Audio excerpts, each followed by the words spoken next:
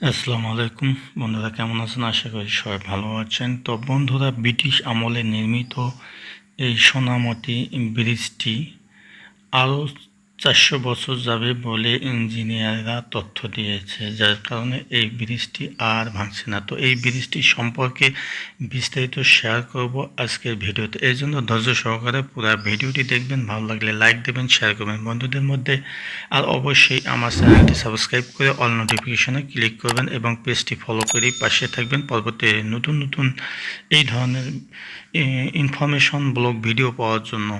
তো বন্ধুরা, আমরা চলে যাচ্ছি মূল আলোচনায়।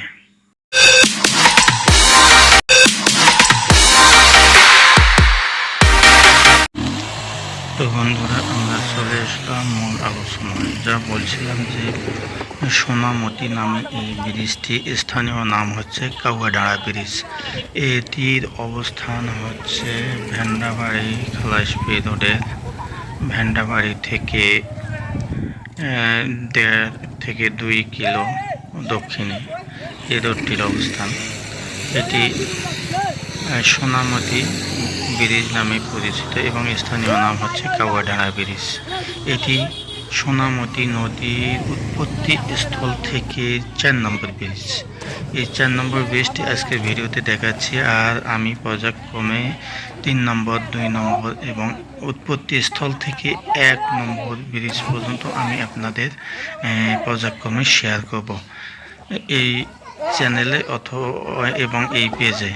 তো বন্ধুরা, এটি একটি সোনামতি নদী। এর উৎপত্তি স্থল হচ্ছে রংপুর জেলা পীরগঞ্জ উপজেলার 1 নম্বর চৈত্রকোল ইউনিয়নের চতরাবিল নামক স্থানে, অর্থাৎ কৃষ্ণপুর গ্রামে চতরাবিল নামক একটি স্থান থেকে এর উৎপত্তি। তো সেই চতরাবিল এখন হচ্ছে পীরগঞ্জ ইকো পার্ক নামে পরিচিত। রাইডা অ্যান্ড রাবিয়া ইকো পার্ক বা পীরগঞ্জ ইকো পার্ক নামে পরিচিত। তো সেই চতরাবিল থেকে এটি উৎপত্তি স্থল থেকে এটি ব্রিজ 4 নম্বর ব্রিজ। তো পর্যায়ক্রমে সব ব্রিজগুলো এর পরে আমি দেখিয়ে দেব। তো যাই হোক, এই ব্রিজটি ব্রিটিশ আমলে তৈরি, অর্থাৎ আজ থেকে 400 থেকে 500 বছর আগে এই ব্রিজটি তৈরি।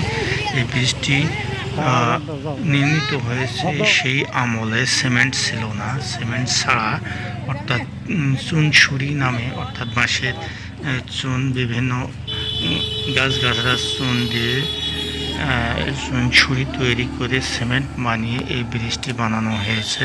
অর্থাৎ প্রাকৃতিক উপায়ে এই ব্রিজটি তৈরি করা হয়েছে। বর্তমান তো কেমিক্যাল সিমেন্ট ছাড়া এটি তৈরি হয়েছে এবং সেই আমলে যেভাবে ইট তৈরি হতো সেই ইটটি এটি নির্মিত। ইঞ্জিনিয়ার এসে পরীক্ষা করে দেখেছে যে এই ব্রিজটি আরও 300 থেকে 400 বছর যাবে, কারণ ব্রিজটি হেভি পাকাপোক্তা রয়েছে। এখন যদি নতুন করে ব্রিজ তৈরি করা হয়, সেই ব্রিজটি সর্বোচ্চ 100 থেকে 150 বছর যেতে পারে, কিন্তু এই ব্রিজটি তারও 3-4 গুণ বেশি সময় ধরে স্থায়িত্ব হবে, থাকবে, টিকবে এবং এটি সহজে ধ্বংস হবে না। যত শক্তিশালী, যত ভারী জিনিস ব্যবহার করা হোক, তারপরে এটি শক্তিশালী এবং ঠিক থাকবে। সেই কারণে ইঞ্জিনিয়াররা এই ব্রিজটি না ভেঙে এই ব্রিজটি ছোট্ট সেই আগের আমলে যে অবস্থায় রয়েছে সেই অবস্থায় রেখে দিয়েছে, কারণ এই ব্রিজটি আরও 3 থেকে 400 বছর এর গ্যারান্টি। আর নতুন করে ব্রিজ তৈরি করলে হয়তো অতদিন যাবে না। যাই হোক, এই সোনামতি 4 নম্বর ব্রিজটি ছেলেরা গোসল করছে। এখানে একটু পানি হয়েছে, পানির টান সাধারণত খুব কম দেখা যাচ্ছে, কারণ কয়েকদিন ধরে খুব বৃষ্টি আমাদের এলাকায়। সেই বৃষ্টির পানিগুলো, অর্থাৎ আমাদের ক্ষেতের পানিগুলো এখানে নেমে এসে এই নদী দিয়ে চলে যায় একবারে দক্ষিণ এলাকায়। তো যাই হোক, এই ব্রিজটি অত্যন্ত একটি শক্তিশালী এবং ভালো ব্রিজ, যার কারণে ব্রিজটি সেই সেকালেই রয়ে গেছে। এত ছোট থাকার কারণে ইঞ্জিনিয়াররা এই ব্রিজটি ভেঙে নতুন ব্রিজ বানানোর কথাই ভাবছে না। কারণ হচ্ছে এই ব্রিজটি এখনও যে ক্ষমতা রয়েছে, নতুন করে ব্রিজ বানালে তা সম্ভব হবে না, কারণ এই ব্রিজটি তৈরি হয়েছে চুনসুরি দিয়ে, অর্থাৎ সিমেন্ট ছাড়া। তো বন্ধুরা দেখলেন তো ভিডিওটি ভালো লাগলে অবশ্যই একটা লাইক দেবেন, আর সেই সঙ্গে বন্ধুবান্ধবদের মধ্যে শেয়ার করতে ভুলবেন না। তবে যাওয়ার আগে আবারও বলি, যারা এখনও চ্যানেলটিকে সাবস্ক্রাইব করেনি চ্যানেলটি সাবস্ক্রাইব করবেন, এবং যারা ফেসবুক পেজ থেকে আমাদের এই ভিডিওটি দেখছেন তারা অবশ্যই পেজটিকে ফলো করেই পাশে থাকবেন এবং ভিডিওটি শেয়ার করবেন বন্ধুবান্ধবদের মধ্যে। তো বন্ধুরা আজ এ পর্যন্ত, আমরা পরের পর্বের আশায় আজ এ পর্যন্ত। সবাই ভালো থাকবেন, সুন্দর থাকবেন, সুস্থ থাকবেন। আল্লাহ হাফেজ।